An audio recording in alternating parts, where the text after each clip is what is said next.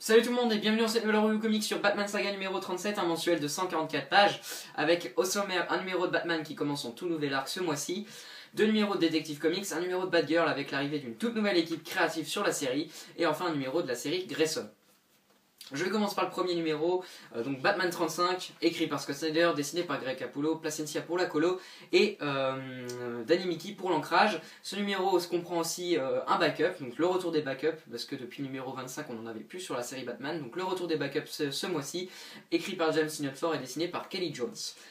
Ce numéro commence le tout nouvel arc de Snyder et Capullo, il s'intitule Endgame, donc, ou alors Fini de jouer comme Urban l'a traduit en VF. La particularité c'est qu'il se situe juste après les événements de Batman Eternal. J'y reviendrai juste après sur mon avis sur ce choix éditorial. Et donc scénaristiquement on se retrouve dans Gotham City. Batman doit faire un affrontement contre une personne suffisamment puissante pour qu'il en vienne à propager un nuage de fumée inoffensif pour que la ville soit évacuée et qu'il puisse avoir vraiment un terrain de jeu suffisant pour combattre son ennemi pour qu'il n'y ait pas de dommages collatéraux. Le numéro va ensuite s'arrêter comme ça, enfin le début du numéro va s'arrêter sur Batman dans son armure pour qu'on revienne 30 minutes avant, pardon, pour qu'on sache à peu près qu'est-ce qui s'est passé et pourquoi Batman en arrive à de telles circonstances, j'ai envie de dire. Au vu de la couverture, vous vous doutez contre quel genre de personne Batman va se battre, et il s'agit donc des différents membres de la Justice League. Je vous ne dis pas pourquoi, comment, tout ça, bien évidemment je vous laisse découvrir. Donc voilà à peu près pour l'intrigue, j'en dis vraiment pas plus, je veux vraiment que vous ayez un maximum de surprises. Moi dans l'ensemble j'ai vraiment été conquis par ce premier numéro de Endgame, j'ai été vraiment emballé du début à la fin. Snyder vraiment toujours très efficace sur cette série, un numéro qui va se lire vraiment très vite, vraiment c'est assez incroyable de ce point de vue là, j'ai vraiment dévoré le numéro. Le cliffhanger est génial, vraiment génial, un cliffhanger absolument incroyable que j'attends vraiment, maintenant j'attends vraiment la suite, c'est un peu le problème. Mais en tout cas le cliffhanger j'ai adoré, ça promet du très lourd pour le mois prochain, le scénario est vraiment intéressant, on se demande vraiment pourquoi Batman s'en retrouve à affronter la Ligue, tout ça. Donc vraiment bon numéro, bien écrit, comme d'habitude pour Snyder, pas son meilleur numéro sur la série, hein, je dis pas le contraire, mais en tout cas un très bon numéro d'introduction pour son nouvel arc, ça c'est une chose certaine. Le petit bémol scénaristique, ils sont au nombre de deux. Le premier, c'est que, comme je l'ai dit, ça se passe après Eternal. Et ben de ce coup-là, ça désamorce un peu tous les enjeux d'Eternal, et parce qu'on se retrouve vraiment dans une situation plutôt satisfaisante, quoi. La ville de Gotham a l'air d'aller bien, alors qu'on nous présentait une ville complètement en feu, avec un Bruce Wayne attaché au bas de signal, tout ça. On se demandait, voilà, qu'est-ce qui va se passer. J'étais pas naïf, je me doutais bien qu'il allait pas avoir des répercussions de ouf après Eternal, mais quand même, quoi, je m'attendais à... c'est un peu dommage de casser un peu les enjeux. Ça les détruit pas totalement, mais c'est clair qu'on sait vraiment maintenant que bah voilà, ça va bien se passer parce que Bruce Wayne est plutôt bonne santé, il est un peu amoché, mais ça c'est comme d'habitude, j'ai envie de dire. Voilà, c'est un petit défaut, ça gâche pas le numéro, mais ça gâche plutôt Eternal, quoi. Enfin, ça gâche pas, encore une fois, j'ai envie d'avoir la suite d'Eternal, j'ai envie de savoir le fin mot de cette histoire, bien évidemment. On sait pas tout la fin des intrigues d'Eternal, en aucun cas, Snyder ne fait pas la bêtise de nous spoiler qui derrière tout Eternal, enfin bref, on n'a vraiment aucune info là-dessus, mais c'est un peu dommage.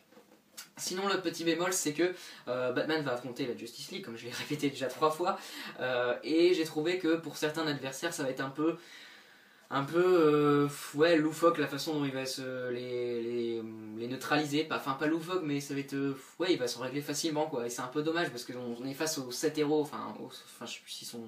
Oui, ils sont 7 je crois, on voit pas les 7 dans ce numéro, mais enfin bref, on est face aux héros les plus puissants de l'univers d'ici, et Batman les règle ce combat assez facilement, même s'il a une armure qui a coûté des milliards, je sais plus combien. C'est clair que bon, j'ai un peu de mal à y croire, surtout par exemple pour Aquaman, j'ai trouvé ça un peu nul, quoi, comme règlement de compte. Mais bon, c'est pas, encore une fois, c'est pas dramatique, c'est juste pour dire de pinailler.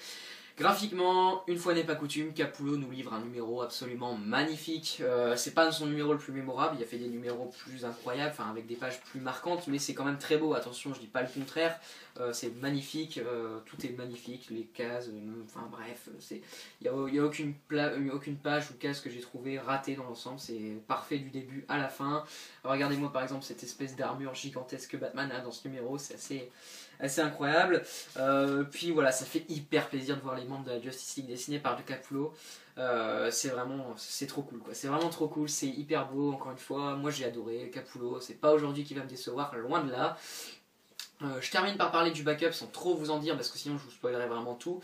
Ce backup j'ai trouvé vraiment bon, vraiment intéressant, il tease vraiment très très bien la suite des événements et je suis hyper impatient, enfin je suis encore plus impatient maintenant d'avoir le numéro 36 avec un backup pareil. Le petit défaut c'est que là où d'habitude on avait du Jock, du Albuquerque pour les backups, on a du Kelly Jones et j'ai trouvé ça anecdotique on va dire, c'est plutôt passe-partout comme style graphique, donc c'est dommage, mais en tout cas au-delà de ça c'est vraiment un bon backup. Donc dans l'ensemble j'ai trouvé ce numéro de Batman 35 très bon, il a un très bon lancement, vivement la suite, je suis hyper impatient de lire le 36, en tout cas pour moi Endgame annonce vraiment que du bon pour l'instant et j'espère vraiment que ça va continuer sur cette lancée. Donc pour moi ça sera un très bon 8,5 sur 10 pour ce numéro de Batman. Je passe ensuite, après avoir parlé longuement de ce numéro, je suis désolé mais j'avais pas mal de choses à dire sur Detective Annual 3, là je vais aller assez vite, scénario de Brian Buccellato et dessin de Scott Ted Byrne, Weather Del Edera et George Fornes. Donc c'est un annual plutôt sympathique, mais je n'ai pas vraiment complètement été conquis par ce numéro. Ça se situe avant l'arc Icar, donc on apprend un peu plus sur le pourquoi du comment.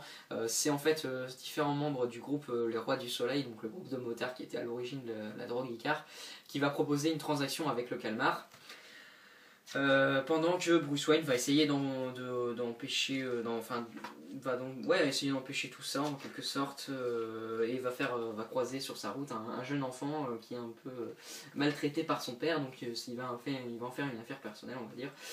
Voilà, c'est sympa, mais bon, j'ai pas non plus été complètement conquis par ce numéro. Les dessins, je suis pas hyper fan de Scott Ted Byrne, les deux autres dessinateurs sont plutôt moyen, donc c'est dommage quoi. C'est un annual comme d'habitude, en général pour les annuals je les retiens pas vraiment. Donc voilà, pour moi ce sera un 6,5 sur 10. Je passe ensuite au numéro 35 de Detective Comics, comme j'ai dit il y a 2 numéros. Scénario de Benjamin Percy et dessin de John Paul Léon. Comme vous pouvez le constater, Brian Buccellato et Francine Anapoul ne sont pas sur ce numéro. Ne vous inquiétez pas, ils sont pas partis définitivement et ils laissent juste leur place le temps de 2 mois à ces deux auteurs pour sûrement prendre une pause bien méritée après nous avoir livré un arc absolument excellent. Et donc moi j'ai trouvé ce numéro plutôt bon, comme l'annual. Vraiment, je le retiens pas énormément, ça se lit bien en tout cas, c'est plutôt intéressant à lire. C'est Bruce Wayne qui s'apprête à partir en avion, sauf que au même moment un avion va se crasher en plein dans l'aéroport tout simplement.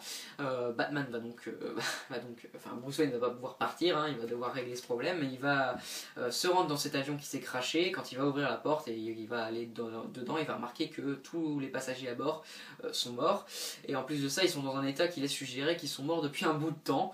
Voilà pour l'intrigue.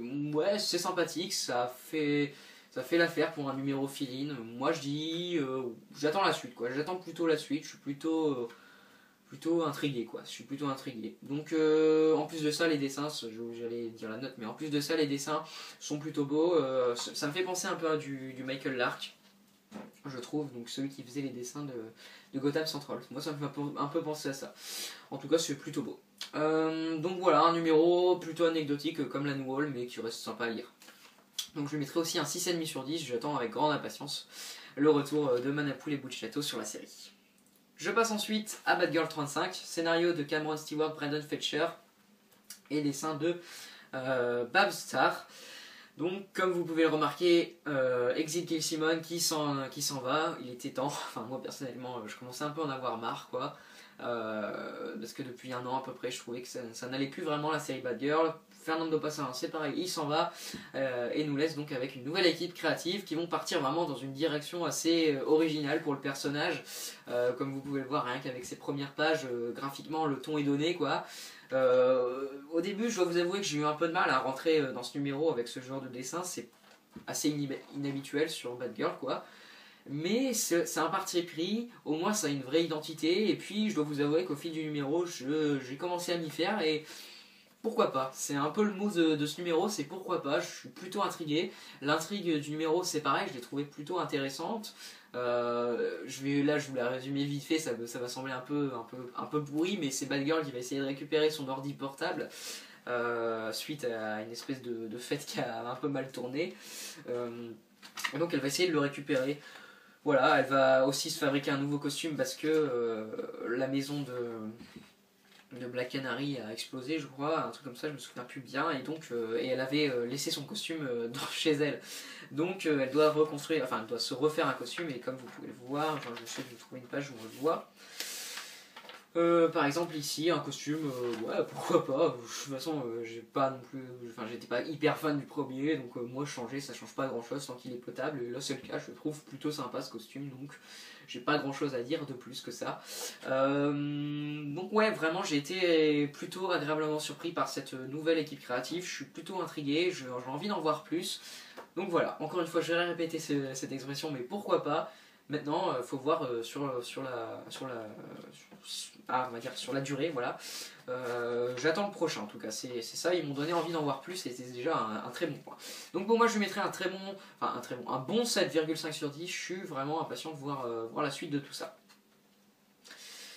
Je termine enfin avec Grayson numéro 3, pardon, qu'est-ce que je raconte. Grayson numéro 3, Tim Sally, Tom King pour le scénario, et c'est, il me semble, Tom King seulement pour les dialogues, pardon. Et bien évidemment, l'incroyable Michael Janin pour les dessins. Donc c'est toujours cette espèce d'intrigue qui se déroule un peu près du même, on va dire de la même sorte, pardon. Cedric Grayson qui est contacté par Spiral, qui vont devoir récupérer un organe du Paragon, pardon. Donc un organe assez spécial. Ici il s'agit d'œil, tout simplement, enfin des yeux, une paire d'yeux, qu'ils doivent récupérer un certain le vieux fusil, voilà, un homme qui n'a plus d'œil, voilà, et qui vise seulement avec des pistolets tout simplement. Voilà, ça peut sembler assez étrange comme concept, mais bon, on s'y fait vite quoi. Moi j'ai vraiment beaucoup aimé, pour l'instant c'est le numéro que j'ai le plus aimé sur cette série. J'ai trouvé le numéro très bon, très intéressant. Toujours un cliffhanger intrigant, avec cette organisation spirale plutôt inquiétante, j'ai envie de dire. Michael Janin est excellent, vraiment très bon, hein. Encore une fois Michael Janin, mais je le dis toujours, hein, c'est un excellent dessinateur, pour moi c'est vraiment un dessinateur que j'adore, tout simplement. C'est un dessinateur très régulier qui rend à chaque fois des numéros impeccables du début à la fin, et c'est très soigné, donc j'ai rien à dire de ce point de vue là. Moi j'ai été vraiment conquis de ce point de vue là, encore une fois. Donc vraiment un bon numéro pour Grayson, je veux vraiment avoir la suite quoi. C'est une série que j'aime beaucoup et j'aime de plus en plus. Donc en tout cas pour moi ce numéro m'a beaucoup plu. Donc je lui mettrai un 8 sur 10, maintenant j'attends vivement le prochain numéro quoi, tout simplement. Donc Batman Saga numéro 37, un très bon magazine, bon un peu en dessous parce que Detective Comics c'est pas là, enfin il est pas au milieu de sa forme quoi. En plus de ça, vous l'avez sûrement marqué, mais je vais pas parler de Batman and Robin, c'est tout simplement parce que Batman and Robin n'est pas dans le kiosque. C'est un peu dommage quoi, son absence se fait vraiment remarquer, et surtout qu'on nous laissait avec un cliffhanger génial quoi, avec Batman qui se rend sur Apocalypse. Donc j'attends beaucoup le 36, hein, le 35, parce qu'on a un numéro de retard maintenant sur Batman and Robin. Donc c'est un peu dommage, c'est un kiosque un peu en dessous, mais en même temps qui est composé par une nouvelle équipe créative de Batgirl plutôt intéressante, et un excellent numéro de Batman, donc vraiment, moi j'attends beaucoup bien évidemment le numéro 37. Le numéro 38 de Batman Saga, j'ai beaucoup de mal entre la numérotation à l'intérieur et le numéro à chaque fois, je m'en mêle les pinceaux, pardon. Donc voilà, bon kiosque comme d'habitude que je conseille bien évidemment. Moi je vous dis à la prochaine pour la revue comics de Batman Eternal tome 2. D'ici là, prenez soin de vous, puis à plus tout le monde.